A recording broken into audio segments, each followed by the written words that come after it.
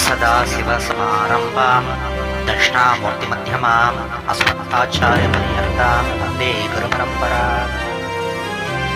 சூரியனின் ஆபத்தான புறா ஊதா கதிர்களிலிருந்து நம்மை காக்கும் புராணங்களில் கூறப்படும் ஓசோன் யார் தெரியுமா? சூரியோதயம் அனைவருக்கும் தெரியும். அருணோதயம் பற்றி தெரியுமா? அனைத்திற்கான விடையை இந்த காணொளியில் காண்போம். முனிவர்களில் சிறந்தவர் காசியவர். அவருக்கு வினதை மற்றும் கத்ரு என்ற 2 மனைவியர்கள் இருந்தனர்.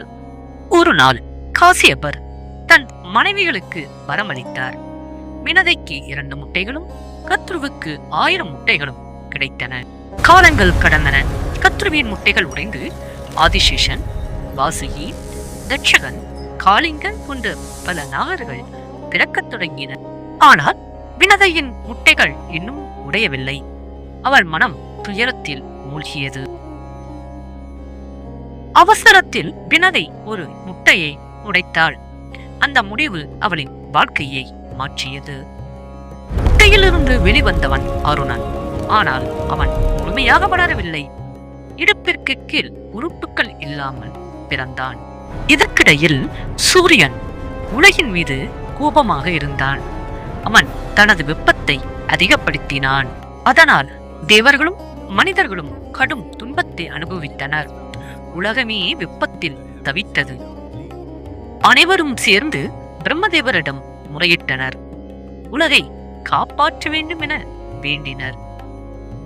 அப்பொழுது பிரம்மதேவர் ஒருவரை அழைத்து சூரியனின் முன்னின்று அந்த தீவிரத்தை குறைக்கச் சொன்னார்.